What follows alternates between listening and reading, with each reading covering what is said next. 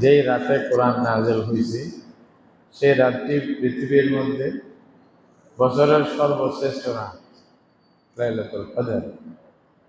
আপনি এভাবে বলতে গেলে অনেক কিছু বলতে পারবেন যে শ্রেষ্ঠত্ব আল্লাহ তাআলা কোরআনের মাধ্যমে দিয়েছেন, আল্লাহ কিতাবের মাধ্যমে দিয়েছেন, যেই কিতাবের মধ্যে সব ধরনের হেদায়েত রাখা হয়েছে।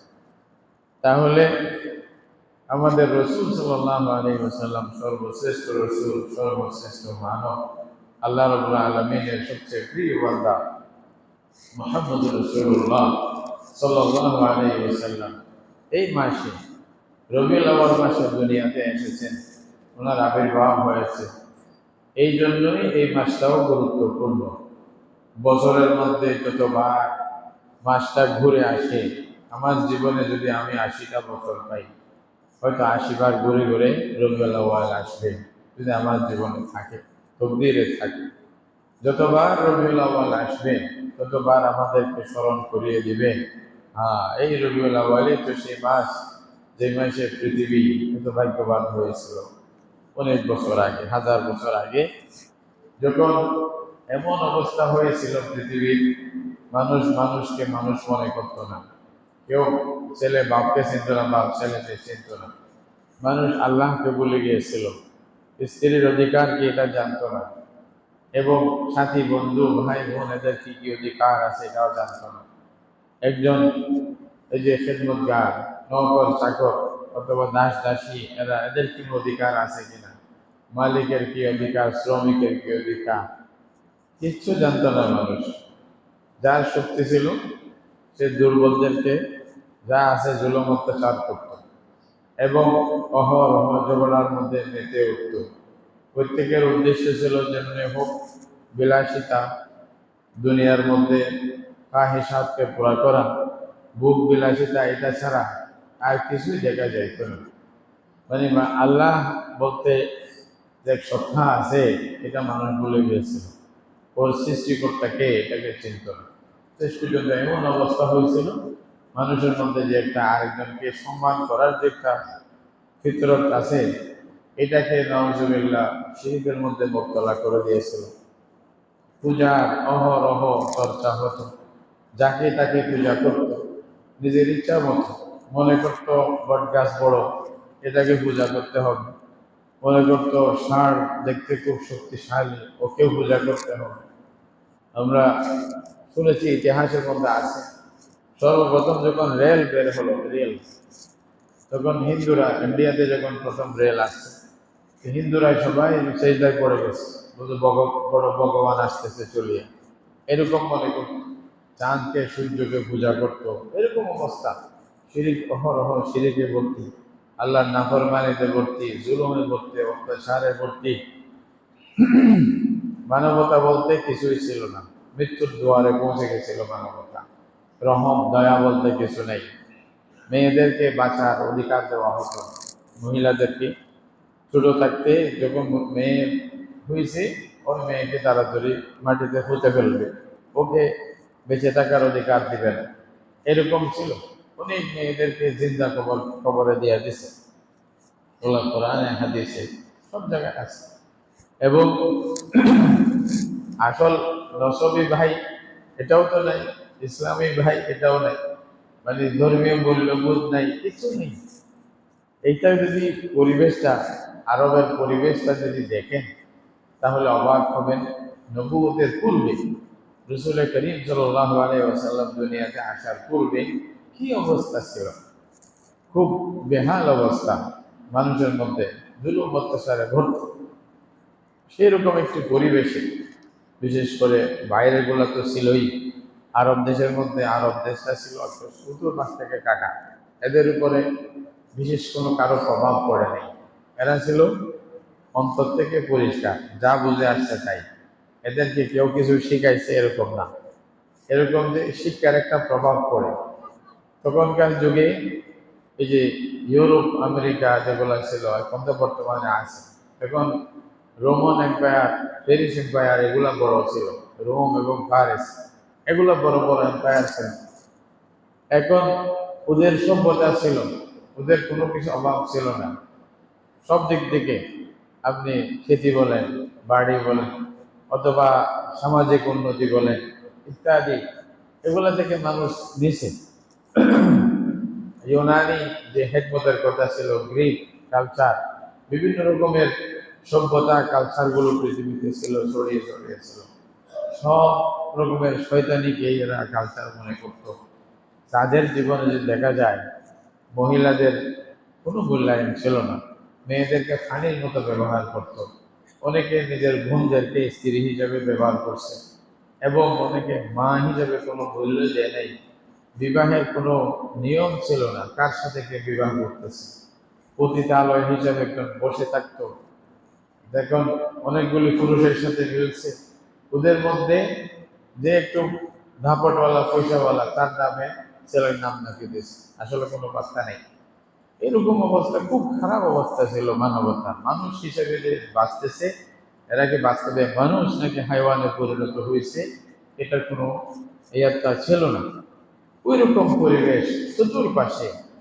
তখন আল্লাহ তাআলা আরবদের থেকে একজন ব্যক্তিকে, আল্লাহর বান্দাকে নির্বাচন করলেন। আল্লাহ সিদ্ধান্ত নিলেন যে হ্যাঁ, আমি এই সমাজকে, যেটা একেবারে জর্জরিত জুলুমে, অত্যাচারে, ফাসাদে, দুর্নীতি সব জায়গায়, এবং এরকম একটি সমাজকে আবার নতুন করে আল্লাহর দিকে ফেরাবে, আল্লাহমুখী করবে। আল্লাহ থেকে সম্পূর্ণ বিমুখ ছিল, চিন্ত না আল্লাহ কাকে। জাহিলিয়া মানে সব ধরনের মূর্খতা, মূর্খতার শেষ নেই, এলমের ছোঁয়া নেই, যেখানে জ্ঞান বলতে কিচ্ছু ছিল না। বিশেষ করে ওহির জ্ঞান বলতে কিচ্ছুই ছিল না। ইব্রাহিমের মিল্লাতকে সব পুরা ভুলে গিয়েছিল।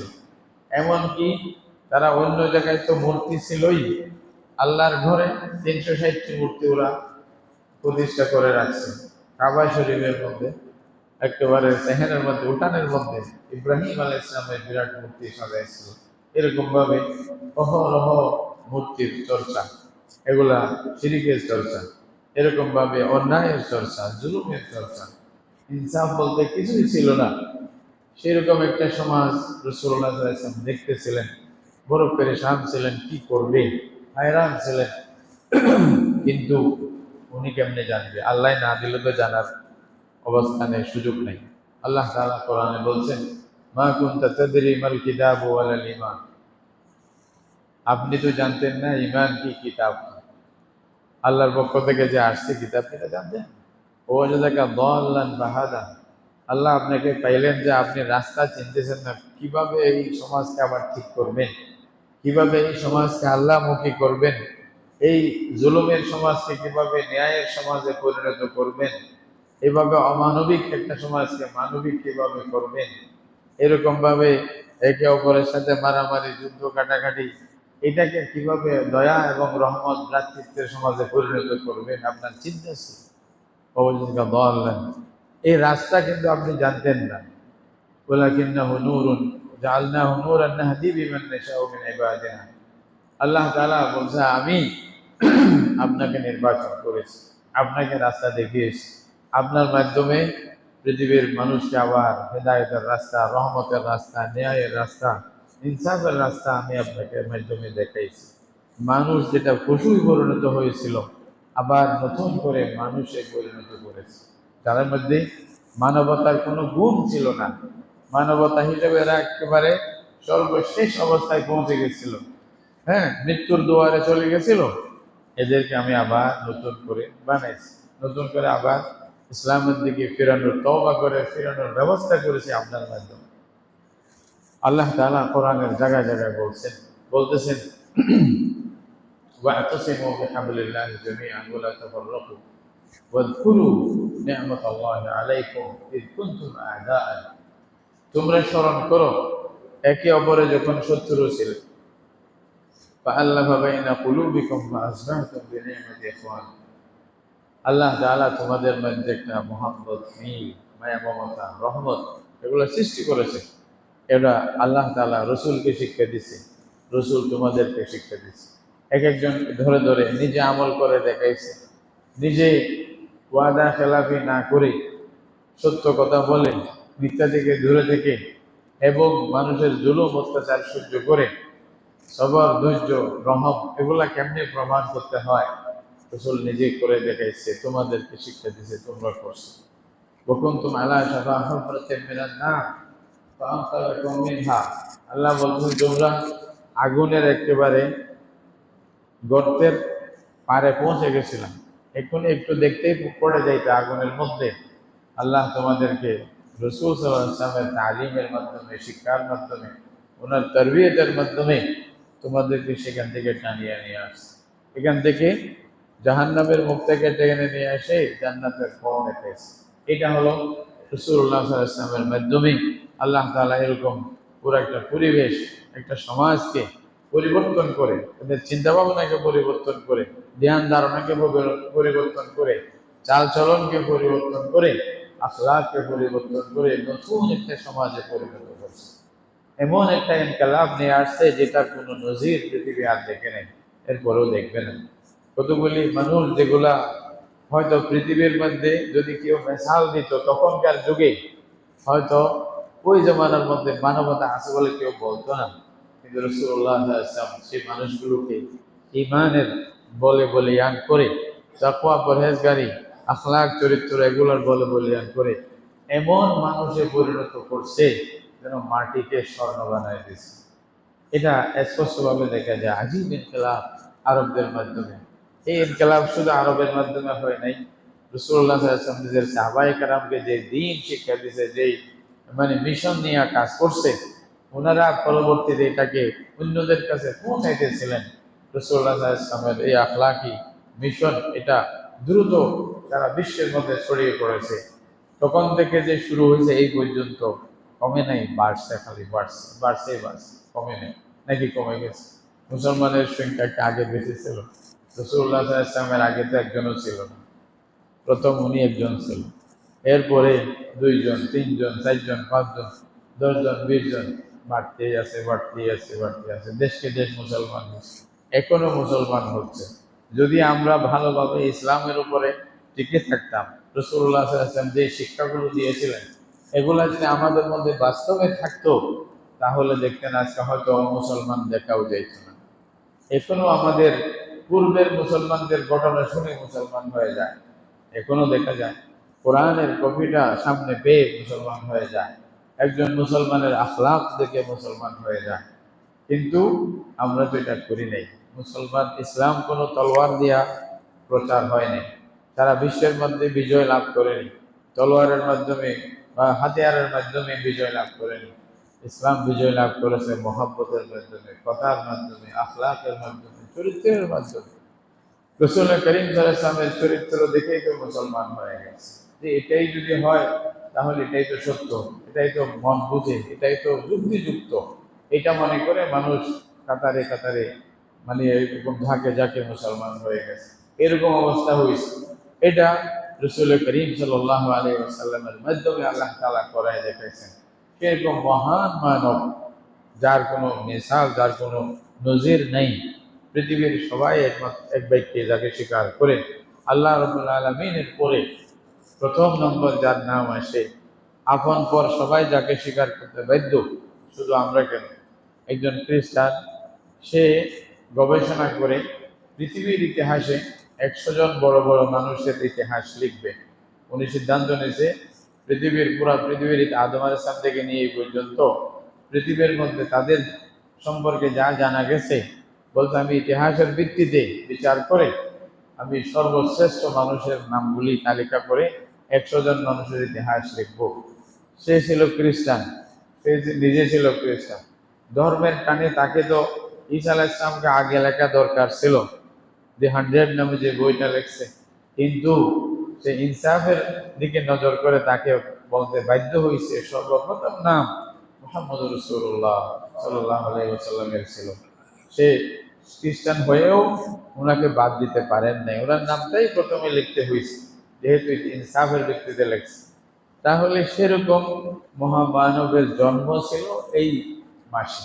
এই মাস যেটা রবিউল আউয়াল মাস, যেটা শুরু হচ্ছে, কালকে থেকে শুরু হবে বা আজকে থেকে শুরু হয়ে গেছে, তারিখের পরিবর্তন হিসেবে হয়তো 2 দিন এদিক সেদিক হতে পারে। বারহাল এই মাসটি আমাদের সামনে আছে। তো এই মাসে আমরা বর্তমানে আমরা কি করি, আমাদের কি করা দরকার? রাসূলুল্লাহ সাল্লাল্লাহু আলাইহি ওয়াসাল্লাম বললাম এই সমাজকে ধ্বংস করে ফেলছে। আজকে আমরা দেখতেছি অনেক অহরহ ঘটনা, হয়তো নেট না থাকলে, এই গণমাধ্যমগুলো না থাকলে আমরা বুঝতাম না কোথায় কি হচ্ছে। এখন সেকেন্ডের মধ্যে পৃথিবীর কোথায় কি হচ্ছে জানা যায়, খবর রাখা যায়। দেশে তো হয়তো কেউ অন্যায় জুলুম করতেছে কারো উপরে, 10-20 জন মানুষ একজনকে মারিয়া ফেলতেছে, এগুলো ভিডিও করতেছে আবার ছাড়তেছে। এগুলা যাই হোক, সত্য হইতে পারে, মিথ্যা হইতে পারে, এই আইডিয়া কত কিছু বানানো যায়। যদি সত্য হয়ে থাকে তাহলে এই একজনের উপরে 10 জনের জুলুম করতেছে, আর যদি একজন তামাশা করে ভিডিও করতেছে, তোমাদের কি দায়িত্ব ছিল না? মানবতা হিসাবে তোমাদের দায়িত্ব ছিল না? ছিল তো, কিছু তো কিছু ছিল তো। এই যে ইংরেজরা, এই যে আমাদের ফলাশির ইয়ার সময় সিরাজউদ্দৌলাকে যখন নিয়ে যাচ্ছিল ধরিয়া, একজন লেখছে যে যতগুলি মানুষ তামাশা দেখতেছিল, ওই মানুষগুলো একটা করলে যদি পাথর ছুটত, সিরাজউদ্দৌলাকে কয়েদি করে নিয়ে যেতে পারত। বাংলা সিংহাসনকে ধ্বংস করা সম্ভব হতো না একটা করে যদি পাথর মারত। সবাই এরকম মানে হতভম্ব হয়ে তাকিয়ে আছে, তামাশা দেখতেছিল, যেতগুলি মানুষ, ও কয়েকজন ওকে নিয়ে গেছে, এরকম হয়। তাহলে মানুষই তো আমাদের থাকতে হবে। আমরা কি আসলে মানুষ আছি সত্যিকারের অর্থে? এগুলা হয়। আপনি অবাক করবেন, স্পেনের মধ্যে যেটা কুর্তুবার, যেটা আল জামে বলা হয়, জামে মসজিদ, কুর্তুবার জামে মসজিদ, নামি দামি জামে মসজিদ। স্পেনের মধ্যে মুসলমানদের হুকুমত ছিল, শাসন ছিল 700 বছর পর্যন্ত, 1-2 বছর না, কত 700 বছর অনবরত মুসলমানরা হুকুমত করছে, মুসলমানরাই শাসক ছিল। ওইখানে ওনারা জামে কুরতুবা প্রতিষ্ঠা করছে। ওই মসজিদের মধ্যে মুসল্লিরা তো ছিলই, আশেপাশের ঘরগুলোর মধ্যে 12,000 ছাত্র লেখাপড়া করত। সেরকম একটি মসজিদ এই কুরতুবা যখন মুসলমানেরা দখল করতেছিল, মুসলমানেরা ইয়া থেকে খ্রিস্টান থেকে যখন নিয়ে নিচ্ছিল, তখন মুসলমানদের সংখ্যা ছিল 1200। কত? শুধু 1200 মুসলমান এত মজবুত ছিল যে ওরা খ্রিস্টান থেকে কুর্তুবাকে দখল করে বিজয় মানে জয় করে নিয়ে আসছে এবং দখল করছে। ওইখানে নিজেদের স্থাপিত অনেক কিছু করছে 700 বছর পর্যন্ত।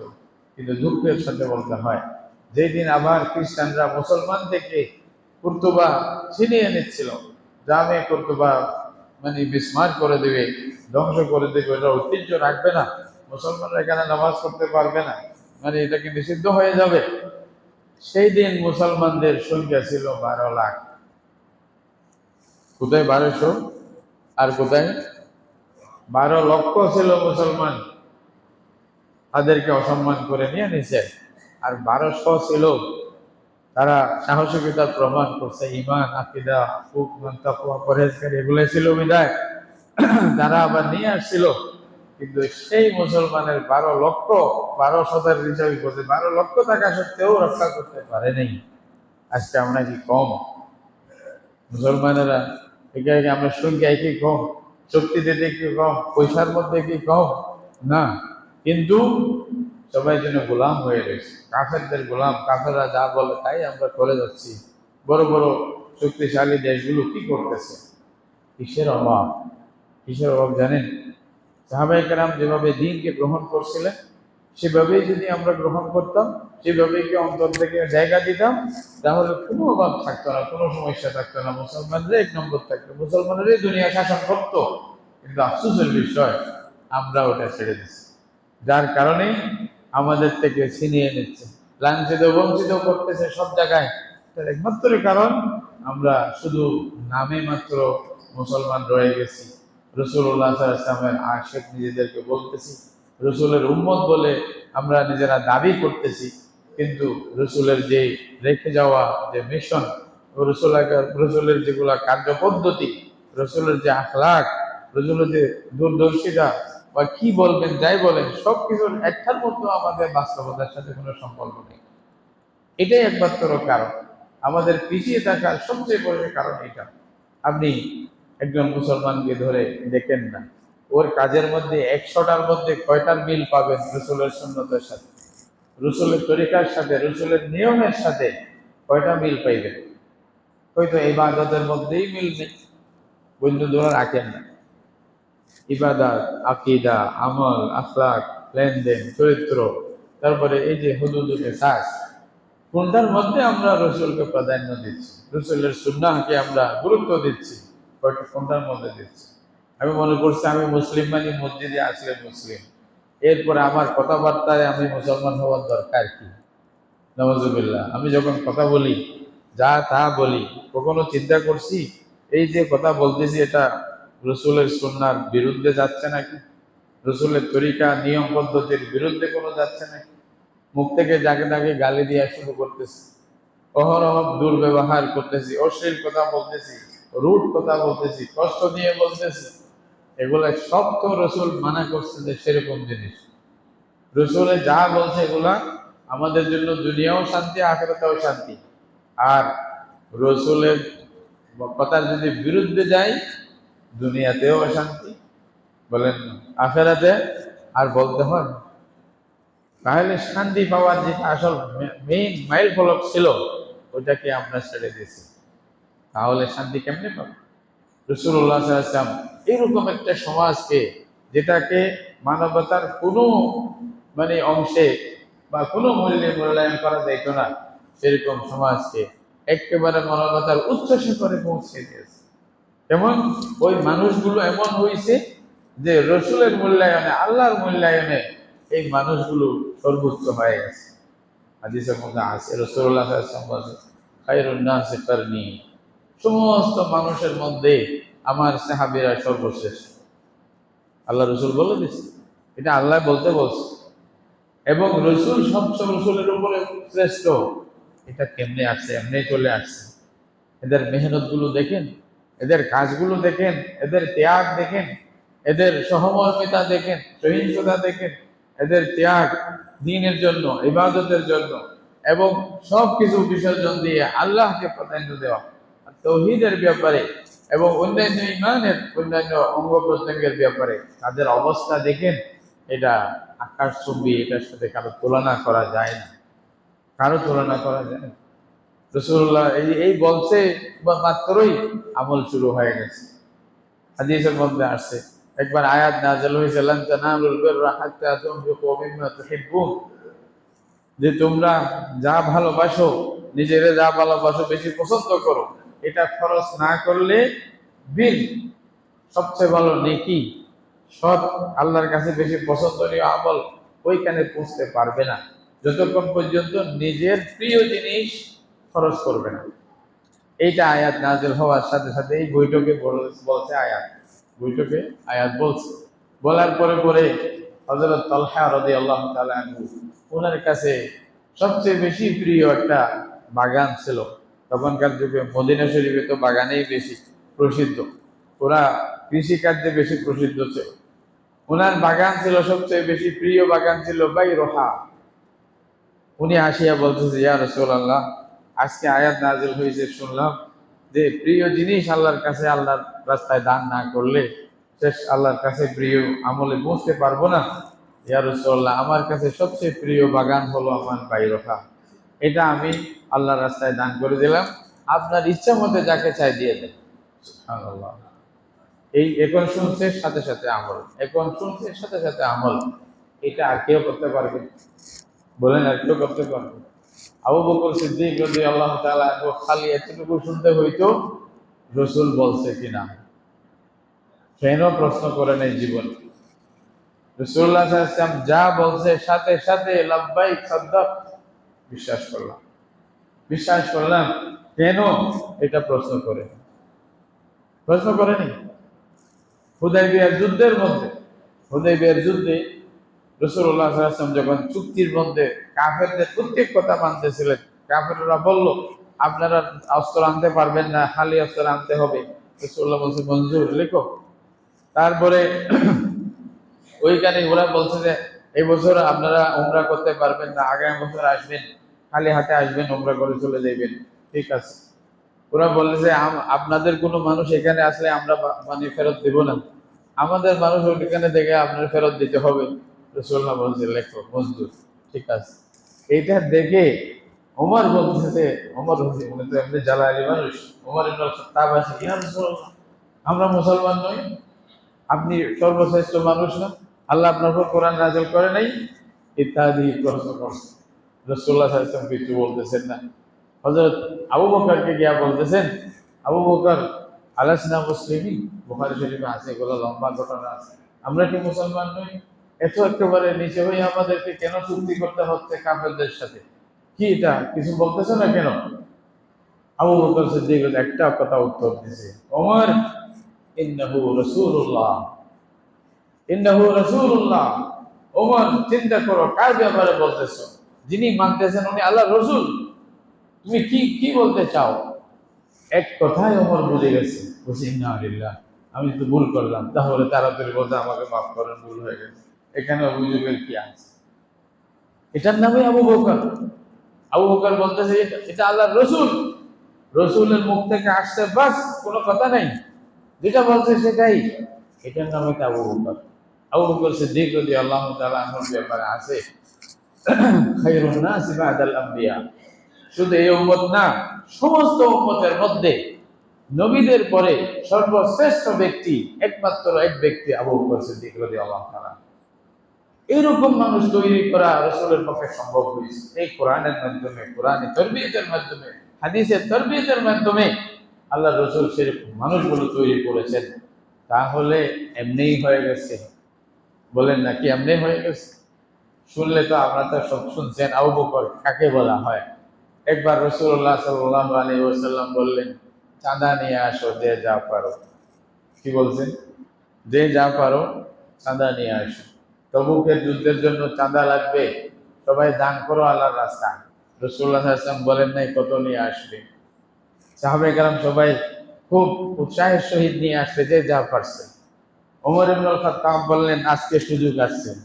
এতদিন তো আবু বকরের উপরে যাইতে পারি নাই, আজকে আবু বকরের উপরে যাওয়ার একটা বিরাট সুযোগ। দেখি চুপে চাপে, কেউ বলতেছে না, গোপনে গোপনে মনে মনে ভাবতেছে, আজকে দেখে আবু বকর উপরেই চলে যাব। বলছে আমি করব কি, পুরা ঘরে যা আছে একেবারে ভাগ করে অর্ধেক দিয়ে দিব, আর অর্ধেক থাকবে।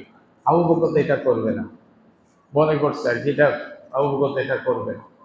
তো উনি পুরা ঘরের সব সামান ভাগ করে অর্ধেক নিয়ে আল্লাহ রাস্তায় দিয়ে দিবে, নিয়ে গেছে।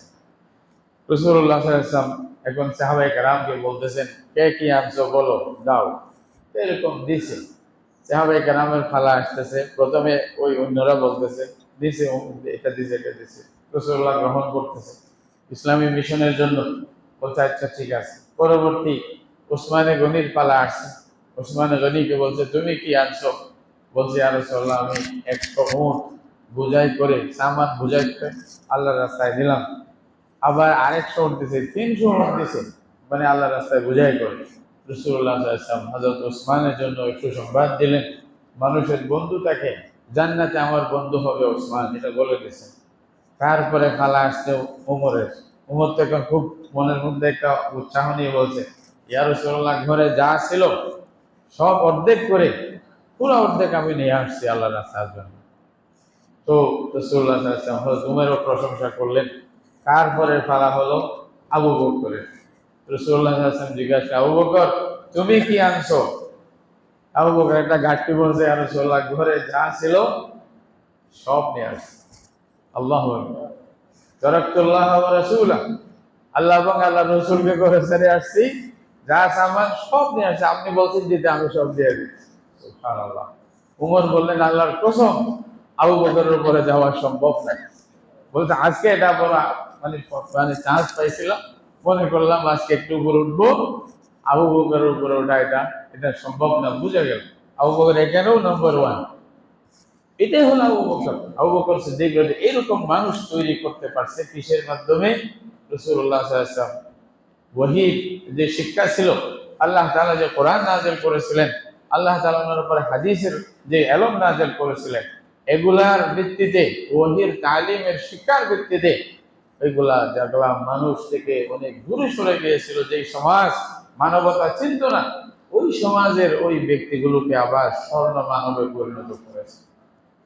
এটা ইতিহাসের মধ্যে লেখা থাকবে, এদের চেয়ে শ্রেষ্ঠ মানুষ আর ইতিহাস পৃথিবী দেখে নাই, দেখবেও না, তখনই দেখছিল।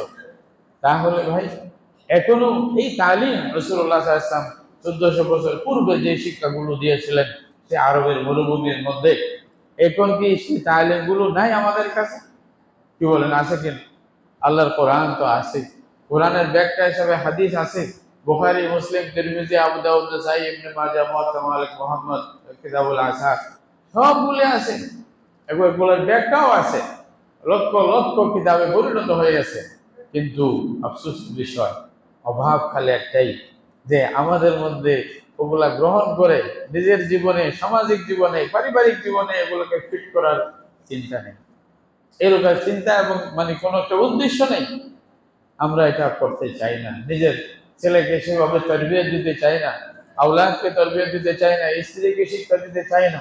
দেখেন না, একজন কয়জন স্বামী আছে যারা স্ত্রীকে একটা কাপড় নেওয়ার গুরুত্বের চেয়ে তাকে একটা সূরা শিক্ষা দেওয়া বেশি গুরুত্ব মনে করে? কয়জন আমরা স্বামী আছি?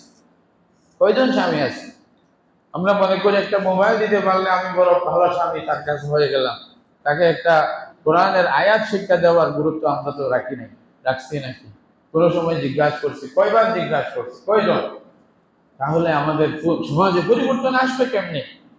এই জন্য রবিউল আউয়াল আমাদেরকে এই শিক্ষাগুলো দিচ্ছে, মনে রাখবেন। রবিউল আউয়ালের শিক্ষা, রবিউল আউয়ালের জ্ঞান যে আমাকে দিচ্ছে, রবিউল আউয়াল মুসলমানকে কি বলতে চায়, রবিউল আউয়ালের মেসেজটা শোনার খেয়াল করেন, বুঝার খেয়াল করেন, এটা আমল করার খেয়াল করেন। 1000 বছর পূর্বে বা মানে 1400 বছর পূর্বে এই রবিউল আউয়ালের আশা, সেই মহামানব, সেই মানে সন্ধান সারা পৃথিবীকে যেভাবে চেঞ্জ করছে, ইনকিলাব নিয়ে আসছে সারা পৃথিবীর মধ্যে, সামাজিক ইনকিলাব বলেন বা রাজনৈতিক ইনকিলাব বলেন, সব দিক দিয়ে আখলাকি ইনকিলাব যে আনছেন, এটা দেওয়ার মাধ্যমে আনছে, ওই জিনিসগুলো এখনো আছে। আমরা যদি ওনার পথে চলি, আবার পৃথিবীকে নতুন ভাবে ইনকিলাব দেখানো সম্ভব হবে। কিন্তু আমরা কি রাজি আছি? প্রথমে নিজে, প্রথমে নিজে। এটা আবু বকর সিদ্দিকের একটা কথা বলতেছে, আমি শুনেন। আবু বকর সিদ্দিক রাদিয়াল্লাহু তাআলা আনহুকে যখন জিজ্ঞাসা করা হলো কোন একটা বিষয়ে, তখন উনি এমন একটা কথা বলছেন, যেই কথাটা মুসলমানদের ঘরে স্বর্ণাক করে লিখে রাখা দরকার। এটা লিখে রাখা দরকার, স্বর্ণাক করে যেন স্মরণ হয়। কি বলছে আবু বকর সিদ্দিক রাদিয়াল্লাহু আনহু? আবু বকর সিদ্দিক রাদিয়াল্লাহু তাআলা বলেন, আয়ান কুসুদ্দিন ওয়া আনা হাই, আয়ান কুসুদ্দিন ওয়া আনা হাই। দ্বীনের ক্ষতি হবে, দ্বীনের মধ্যে রদবদল হবে, দ্বীনের উপর আমল হবে না, আমি চুপ করে বসে থাকবো? আমি জীবিত থাকতে দ্বীনের কোনো ক্ষতি হতে আমি দিব না। কে বলতেছে? আবু বকর সিদ্দিক। এটা তো আবু বকর বলেন নাই। এতগুলি সাহাবায়ে কেরাম থাকতে দ্বীনের ক্ষতি হবে, দ্বীনের উল্টা হবে, দ্বীনের বিরুদ্ধে কিছু বলবে, রাসূলের বিরুদ্ধে কিছু বলবে? আবু বকর বলে নাই। এখন বর্তমান কথা কথা কেউ যদি বলতে চায়, এতগুলি মাদ্রাসা, এতগুলি মসজিদ, এতগুলি হুজুর, এরা থাকতে দ্বীনের কেন ক্ষতি হয়, এটা বলতে হবে না। মুসলমান হিসাবে যেটা আবু বকর শিক্ষা দিয়েছে, সেটা হলো আমি থাকতে, আমি রাসূলের উম্মত, আমি আল্লাহর বান্দা, আমি থাকতে আমি দ্বীনের ক্ষতি হতে দেব না, অন্যরা যায় থাক। তাহলে আপনার দায়িত্ব, প্রত্যেকের নিজের দায়িত্ব। শুধু হুজুরের দায়িত্ব কেন, শুধু মাদ্রাসার দায়িত্ব কেন, বড়দের দায়িত্ব কেন, শাসকদের দায়িত্ব কেন? আমার দায়িত্ব তো আছে। আমি আমাকে ঠিক করি, আমি আমার পরিবারকে ঠিক করি, রসুলের সেই সুন্নাহ মতে আমি সাজাই, তারপরে দেখবেন সারা বিশ্ব সাজিয়ে যাবে। বাধ্য হবে আপনার থেকে নেওয়ার জন্য, আপনার কাছে আসার জন্য। আপনি নিজেকে তৈরি করেন, নিজেকে তৈরি করেন, তারপরেই তো আসবে। যদি বদরের সাহাবীদের মতো অবস্থা আমরা সৃষ্টি করতে পারি, আল্লাহ তাআলা হাজার হাজার ফেরেশতা আসমান থেকে নাযিল করে দেবেন। করছেন না? 5000 ফেরেশতা আল্লাহ নাযিল করছেন না বদরের যুদ্ধে? কোরআনে আছে না? তাহলে আমাদেরকে সেরকম তৈরি হতে হবে। ইকবাল বলতেছেন যে নিজেকে এভাবেই তৈরি করো, আল্লাহ নিজেই জিজ্ঞাসা করবে, বান্দা তুমি কি চাও? এটাই তো বলতেছে। ওয়াজাদাকা দাল্লান হাদা ওয়াজাদাকা আইলান ফাগনা ফাআমাল ইয়াতীমা ফালা তাকহার ওয়া আম্মা সাইলা ফালা তানহার ওয়া আম্মা বিনি'মাতি রাব্বিকা ফাহাদ্দিস। এই সূরা, যেটা সূরা দুহার মধ্যে আল্লাহ বলছেন, ওয়ালা সাওফা ইউতিকা রাব্বুকা ফাতারদা, ওয়ালা সাওফা ইউতিকা রাব্বুকা ফাতারদা। আল্লাহ নিজে বান্দাকে বলতে, বান্দা তুমি কি চাও এটা বলো, তুমি কি চাও এটা বলো। তাহলে আমি আমাকে এভাবে তৈরি করব, আল্লাহ নিজেই বান্দাকে বলবেন তোমার ইচ্ছা মতো করো। বদরের সাহাবায়ে কেরাম সম্পর্কে আল্লাহ বলছেন, ইফআলু মা শি'তুম, যা মন চাই করো। এটা মানে কি? উল্টা করবে সবাই না। আল্লাহ তাআলা এদের বিশ্বাস এরকম, আস্থা এরকম হয়ে গেছে যে এরা উল্টা করবে না, যা মন চাই করতে পারে। এরকম ভাবে বলছে, তাহলে এটা এই মর্তবা পাওয়ার জন্য আমাকে আপনাকে মেহনত করতে হবে। রাসূলুল্লাহ সাল্লাল্লাহু আলাইহি ওয়াসাল্লামের সুন্নাহকে পুরোপুরি নিজের জীবনে এটা ফিট করতে হবে, এটা প্রতিষ্ঠিত করতে হবে। আমার ছোট হোক বড় হোক সব কাজের মধ্যে, ব্যক্তিগত কাজ, পারিবারিক কাজ, সামাজিক কাজ, সবগুলোর মধ্যে আল্লাহ রসুলের সুন্নাহ কি ছিল, সাহাবায়ে কেরামের তরিকা কি ছিল, কোরআন কি বলে, হাদিস কি বলে, এটা আমার কাছে প্রথমে প্রাধান্য হতে হবে। প্রথমে প্রাধান্য হতে হবে, এরপরে না বাকিটা, এরপরে বাকিটা। একেবারে শুরু থেকে শেষ পর্যন্ত সবাই যদি আমরা ইমানের চিন্তা করি, তাকওয়ার চিন্তা করি, রসুল যেগুলো শিক্ষা দিয়েছে সেগুলো চিন্তা করি, আমাদের সমাজ পাল্টে যেতে, পরিবর্তন হইতে কোনো দেরি লাগবে না। তো সুতরাং রবিউল আউয়ালের মেসেজ মনে রাখবেন। রবিউল আউয়াল কেন আমাদের কাছে গুরুত্বপূর্ণ, রবিউল আউয়াল মাসের গুরুত্ব মুসলমানদের কাছে কেন হয়, কিন্তু আফসোসের বিষয় আমরা রবিউল আউয়ালকে অন্য কিছু বানাই দিছি। এটা থেকে ফিরে আসেন, মেসেজ বুঝেন, রবিউল আউয়ালের আসল দায়িত্ব, গুরুত্ব, চাহিদা, রবিউল আউয়ালের আমাদের দাবি কি আমাদের থেকে, একজন ইমানদার থেকে, এটা আমাকে বুঝতে হবে। এটাই বোঝা দরকার। প্রথমে আমার ব্যক্তিগত জীবন ঠিক করব কোরআন হাদিসের ভিত্তিতে, এরপরে পারিবারিক জীবন ঠিক করব, সামাজিক দিক ঠিক করব। এই যুদ্ধে আমি শেষ নিঃশ্বাস ত্যাগ পর্যন্ত লেগেই থাকবো। এটাই তো আমার কাজ, এটাই তো আমার কাজ। তাহলে আমি কামিয়াব হব, আমার সমাজ কামিয়াব হবে, পরিবার কামিয়াব হবে। একজন এমন কাজ করবেন, হয়তো একজনের সুপারিশে আল্লাহ তাআলা অগণিত মানুষকে জান্নাতে দিয়ে দিবে, সেরকম হতে পারে। বলা আছে, করেন না আপনি? আল্লাহর বান্দারা করছেন, বললাম না, ব্যক্তিগত ইবাদতও করছেন, অন্যগুলোও করছেন, কিন্তু আমরা না ব্যক্তিগত ইবাদত করছি, না ভালো কাজ আখলাক আমাদের ভালো আছে, এরকম অবস্থা, সব থেকে পিছনে।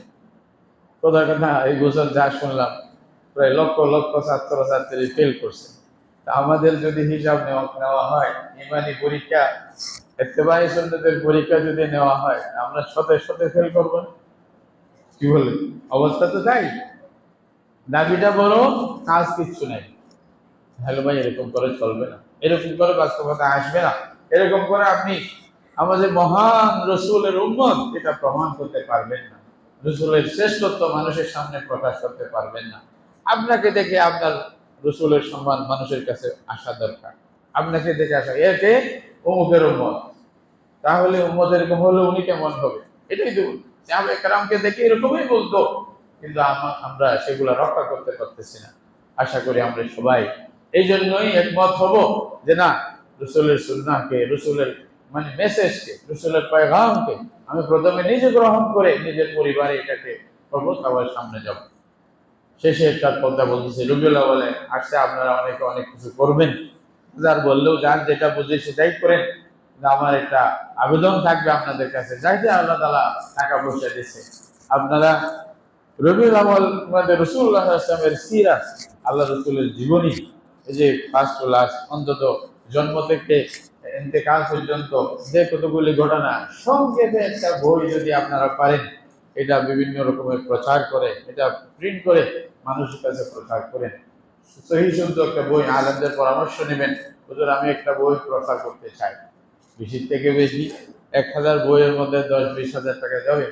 আপনাদের হয়তো এমনও লোক আছেন, আল্লাহ তাআলাই আপনাদেরকে পয়সা দান করেছেন, এক ওয়াক্তের হয়তো নাস্তার পয়সাও হবে না। একটা যদি আপনারা বুফে নিয়ে একটা পার্টি করেন, এটার মধ্যে 20-50 হাজার টাকা এমনি জায়গা, এটা তো টাকার কোনো মূল্যই নেই এই জমানায়।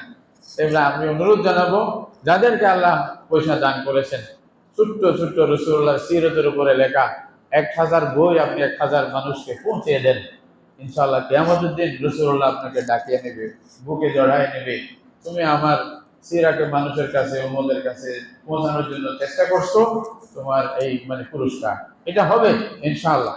আপনারা এটা করেন, এটা বড় একটা কাজ হবে। মানুষ জানুক, মানুষ পড়ুক। আর আপনাদেরকে বলবো, অনেকে আছে মুফত পাইলে আর পড়ার চিন্তাই করে না, এটাও দেখা যায়। এখান থেকে আমরা অনেকবার বই দিয়েছি, বইগুলো নিয়ে গেছে, ওই বই ফাঁকের মধ্যে রয়ে গেছে, পড়া দেখে নেই।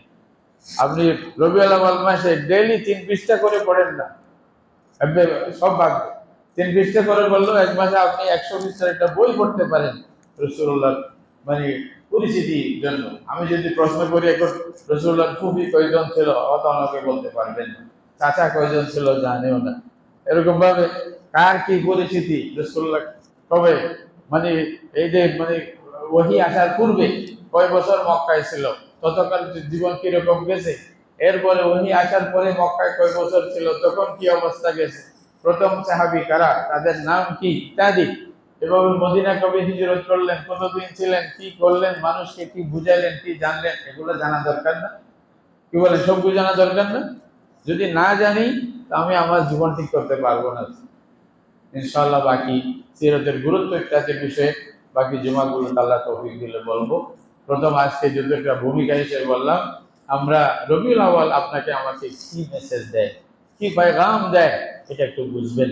আর রবিউল আউয়ালের মেসেজটা বোঝার জন্য আমরা যিনিভাবে মানসিকভাবে তৈরি হতে পারি। আল্লাহ তাআলা আমাদের সবাইকে তৌফিক দান করুন। ওয়া আখিরু দাওয়ানা আলহামদুলিল্লাহি রাব্বিল আলামিন।